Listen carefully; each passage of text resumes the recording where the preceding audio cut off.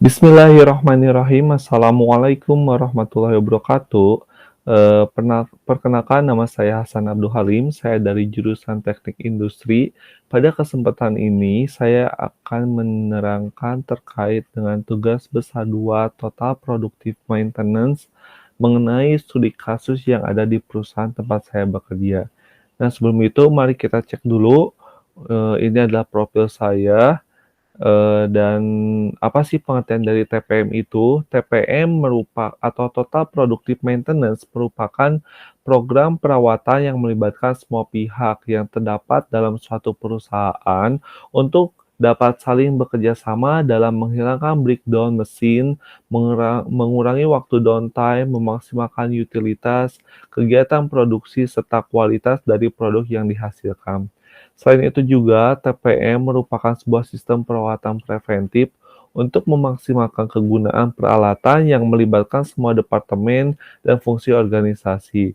Nah, si TPM ini pertama kali dikenalkan di Jepang oleh Seiichi Nakajima yang dikembangkan dari Preventive Maintenance System dari USA. Nah, berikut ini adalah perkembangan dari TPM berawal dari breakdown mesin, naik level menjadi preventive maintenance, lalu menjadi productive maintenance, dan berkembanglah menjadi total productive maintenance. Nah, konsep dasar dari TPM itu sendiri diantaranya untuk memaksimalkan penggunaan peralatan atau fasilitas secara efektif, perawatan secara otomatis oleh operator, dan kelompok aktivitas kecil.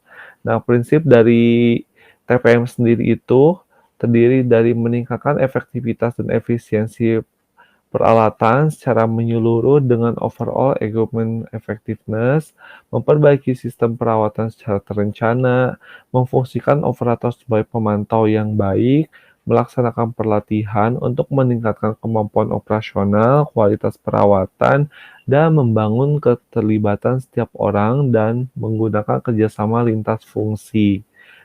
Jadi TPM ini bisa melibatkan berbagai departemen mulai dari produksi, maintenance, production engineering, TPS, dan lain-lain. Nah, 8 pilar utama dari TPM ini salah satunya adalah pemeliharaan mandiri, fokus dan aktivitas perbaikan mesin, sampai ke manajemen kesehatan dan keselamatan lingkungan kerja. Tetapi studi kasus yang akan saya bahas ini berfokus pada improvement. Tujuan dari TPM itu yaitu tentunya untuk mengurangi waktu tunggu pada saat operasi, meningkatkan ketersediaan alat, memperpanjang umur pakai fasilitas, melibatkan pemakai dalam sistem perawatan, dan pelaksanaan program maintenance preventif dan peningkatan kemampuan merawat. Oke, berikut ini adalah studi kasus yang ada di PT Tachi tempat saya bekerja. Saya akan mengangkat kasus terkait dengan saving operation expense die casting furnace menggunakan DMake. Nah, di sini ada voice of customer yang kita convert menjadi critical quality dan terdapat 5 item utama. Yang pertama adalah zero accident, zero customer claim, 10% cost reduction, quality improvement activity, dan meningkatkan planning delivery. Nah, lalu dari critical to quality ini kita coba masukkan ke dalam matrix diagram yang berkaitan dengan safety, quality, cost delivery, dan environment. Nah, di sini ternyata untuk cost ini memiliki nilai yang sangat tinggi, dan setelah kita breakdown ini cost terbagi menjadi 3 bagian. Yang pertama ada manufacturing cost, maintenance cost, dan utility cost. Nah, pada kesempatan ini saya akan berfokus membahas di maintenance cost. Oleh karena itu, untuk project atau studi kasus yang akan saya bahas mengenai saving operation expense die casting furnace. Nah, berikut ini adalah project chapter dari project yang di sini terdapat statement atau problem statement dari project ini, yaitu terkait dengan Pareto masalah, yaitu di area furnace BM, lalu ada goal statement, ada project scope, dan ada juga milestone project mulai dari Januari sampai dengan Februari 2019. Nah, di sini juga terdapat project team mulai dari berbagai departemen, ada produksi, dari maintenance, production engineering, dan saya sendiri dari maintenance sampai ke manajer dan presiden direktur. Selanjutnya kita menggunakan sipok diagram dan kita akan berfokus di area proses. Nah, di proses ini terdapat 3 bagian. Yang pertama ada die casting, yang kedua machining dan assembling. Tapi untuk project ini kita akan fokus di die casting. Die casting sendiri ini berfungsi untuk mencairkan aluminium menjadi solid aluminium atau cairan aluminium. Jadi dari benda padat dibakar dicairkan menjadi aluminium menggunakan high pressure. Nah, background dari proyek ini berdasarkan dari mesin operation ratio 2017, si breakdown mesin ini menyumbangkan sebesar 2,95%, dan setelah diparetokan ditemukanlah di area furnace mesin memiliki pareto tertinggi, masalah tertinggi. Setelah di breakdown lagi ternyata masalah itu terjadi di area burner. Nah, oleh karena itu furnace memiliki lost time production yang paling tinggi. Selain itu juga berdasarkan histori frekuensi repair furnace ini selama 3 tahun terakhir mengalami peningkatan, yaitu dari standar atau target yang ditentukan sebanyak 15 kali repair meningkat menjadi 19 kali. Selain itu, nah ini disebabkan karena adanya kondisi abnormality, yaitu pertumbuhan korundum di area furnace. Dan tentunya ini berimbas kepada meningkatnya maintenance cost yang tadinya target 1,5 juta rupiah menjadi 2,36, meningkat sebesar 2,36 juta rupiah. Miliar, mohon maaf. Nah, berikut ini adalah target project, diantaranya yaitu menurunkan cost jadi dari 2,3 M menjadi 0. Yang keduanya adalah meningkatkan lifetime furnace dari 7 bulan menjadi 12 bulan. Dan yang terakhir yaitu reduce breakdown dari 164 menjadi 49 jam, yaitu turun sebesar 70%. Bagaimana sih korundum bisa berkembang biak? Nah, berikut ini adalah flow proses dari mesin die casting, mulai dari raw material, sampai ke area trimming. Tetapi kita akan bahas di area melting furnace. Melting furnace ini berfungsi untuk mencairkan benda padat, aluminium menjadi benda cair. Nah, pembakaran furnace ini terjadi karena adanya oksigen dan gas LNG sehingga menghasilkan CO2 dan H2O yang akan membakar aluminium tersebut. Selain itu juga hasil dari pembakaran apabila terikat dengan aluminium akan menghasilkan korundum. Oleh karena itu, apabila temperatur yang dihasilkan semakin tinggi, maka H2O dan CO2 yang dihasilkan semakin tinggi pula, sehingga korundum akan lebih besar untuk berkembang. Nah, berdasarkan dari problem tersebut yang menyebabkan loss operation expand die casting ini meningkat, maka kita coba mencari relation diagram dan ditemukan terdapat 8 root cause masalah. Lalu 8 root cause masalah ini kita coba carikan alternatif solusi, ada pilihan pertama dan kedua, lalu kita masukkan atau kelompokkan ke dalam impact diagram. Nah, di sini terdapat beberapa bagian impact diagram. Pertama ada stolen base, strikeout, extra earning, dan grand slam. Tetapi kita akan berfokus improvement di area grand slam karena memiliki low cost tetapi high benefit. Nah, di sini ada priority level of ADA solution. Yang pertama, terdapat nah, tadi area yang di dalam Grand Slam ini coba kita improve dan memiliki impact yang cukup baik. Nah, berikut ini adalah schedule aktivitas improvement-nya dimulai dari Januari 2018 sampai dengan Februari 2019. Nah, ini adalah salah satu contoh dari improvement yang dilakukan, yaitu terkait dengan pergantian badan capacity. Nah, tadi setelah kita ketahui ternyata si pembakaran furnace ini memiliki dua chamber, yang pertama ada holding dan melting dengan kapasitas masing-masing 150 dan 250 megakalori per jam. Nah, oleh karena itu si area holding ini temperaturnya lebih kecil daripada melting, sedangkan secara standarisasi holding ini berfungsi untuk mengkeep temperatur sehingga membutuhkan kapasitas yang lebih tinggi. Oleh karena itu, si melting ini memiliki overcapacity yang menyebabkan dan memudahkan korondum tumbuh di area tersebut. Oleh karena itu, kita coba lakukan improvement dengan cara studi tipe burner, lalu dilakukan cek dimensi, lalu refactory dan monitoring.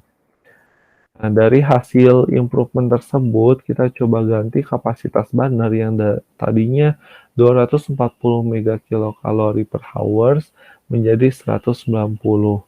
Nah, setelah dilakukan improvement dan monitoring, ternyata terdapat perubahan perkembangan korondom yang tadinya sangat cepat menjadi lebih lambat. Nah, salah satu improvement yang kedua yang dilakukan terkait dengan otomatisasi burner melting. Burner melting ini terdapat dua area holding dan area melting. Nah, dan terdapat satu melting burner. Melting burner ini berfungsi untuk mencairkan raw material yang telah di-charging, tetapi untuk burner ini dikontrol oleh salah satu thermocouple yang ada di area 2 ini, dan ketika set point ini tercapai maka si burner akan off atau mengecil. Nah, tetapi kondisinya area 1 ini dia akan selalu overheat karena si burner ini akan terus nyala secara terus-menerus. Nah, efek dari burner tersebut yang terus menyala, salah satunya yaitu kastabel area 1 akan overheat dan mudah terjadinya crack di area tersebut. Yang kedua, konsumsi dari gasnya itu akan meningkat sehingga tidak efisien. Yang ketiganya, korondom akan lebih mudah berkembang.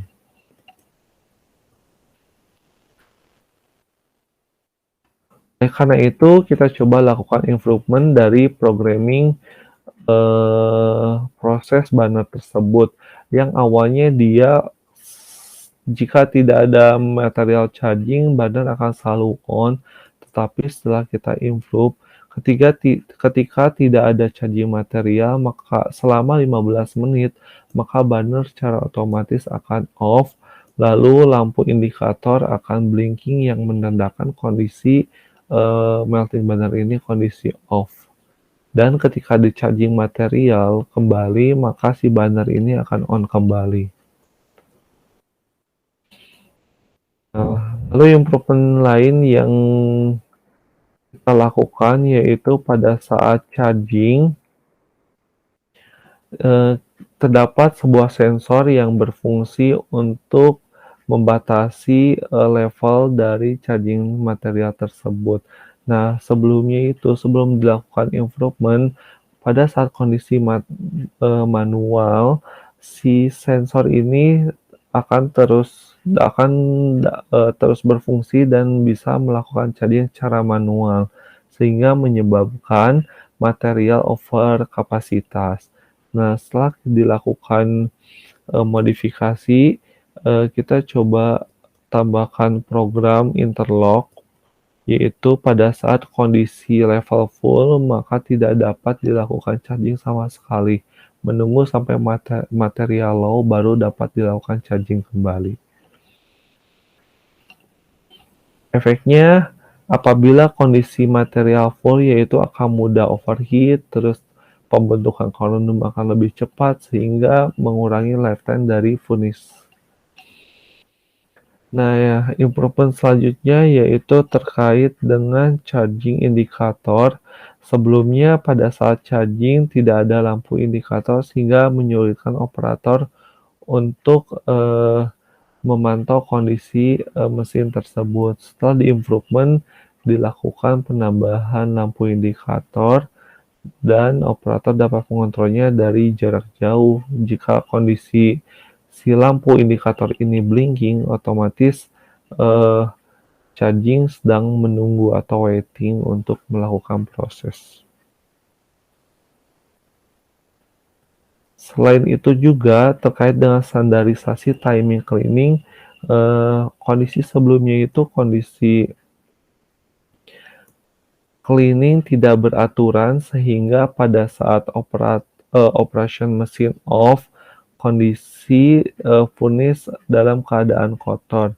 Nah, jika dalam keadaan kotor ini dapat menyebabkan perkembangan si korondom. Oleh karena itu dibuatkan standarisasi waktu cleaning yang tadinya hanya 1 kali per shift dirubah menjadi 2 kali per shift. Nah, lalu di sini dibuatkan standarisasi atau SOP, lalu diedukasi ke semua manpower, dan dibuatkan kontrol activity oleh leader. Dari hasil improvement ini, pertumbuhan korondom dari hari ke hari, minggu ke minggu, perkembangannya jauh lebih lamban dibandingkan dengan sebelumnya. Dan itu juga kita coba lakukan improvement terkait dengan modifikasi bracket thermocouple karena pada saat kondisi sebelumnya standarisasi thermocouple yang keluar di area bandar ini harusnya hanya 20 mili atau 2 cm. Nah, tetapi karena kondisinya berada di dalam mesin, hal tersebut sulit dilakukan pengukurannya. Oleh karena itu, kita coba lakukan improvement, penambahan bracket thermocouple, sehingga kondisi pada saat penggantian atau penyetingan tidak perlu dilakukan kembali. Karena dengan menggunakan bracket ini, thermocouple akan langsung sesuai dengan ukuran standar yang diperlukan. Nah, oleh karena itu, selain itu juga dengan kondisi tersebut, lifetime dari thermocouple ini menjadi lebih panjang yang tadinya pergantian 8 kali sebulan, yang tadinya lifetime-nya hanya 8 bulan menjadi 15 bulan.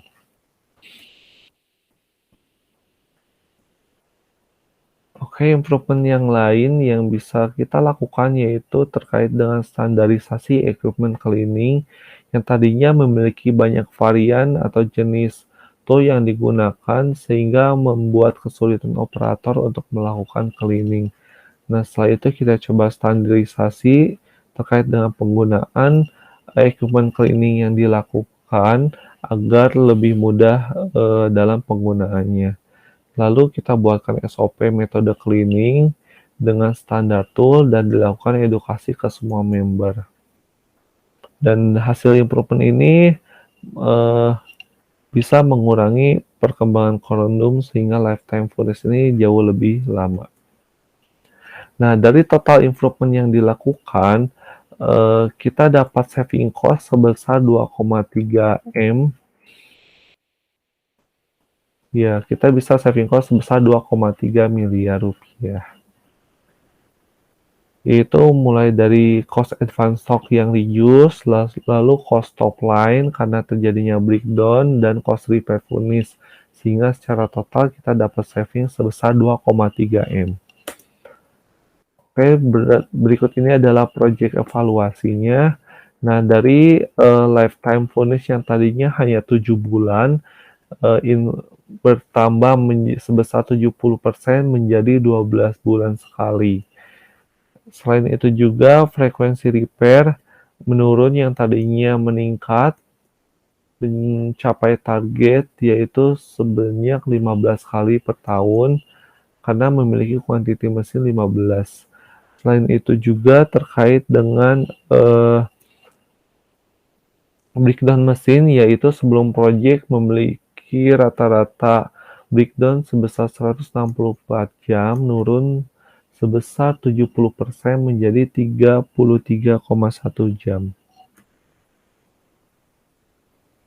Selain itu juga, intangible benefit dan tangible benefit-nya melalui aspek SQCDMA ini semuanya tercapai, yaitu seperti zero accident, zero customer claim, 10 cost reduction, 10% cost reduction, meningkatkan planning of delivery, dan meningkatkan skill of problem solving. Nah, terima kasih banyak atas perhatiannya. Itu salah satu improvement yang dilakukan di tempat, saya bekerja mengenai, salah satunya berkaitan tentang, TPM. Semoga improvement tersebut bisa menginspirasi buat rekan-rekan dan saya cukupkan sekian dan terima kasih banyak atas semua perhatiannya. Wassalamualaikum warahmatullahi wabarakatuh.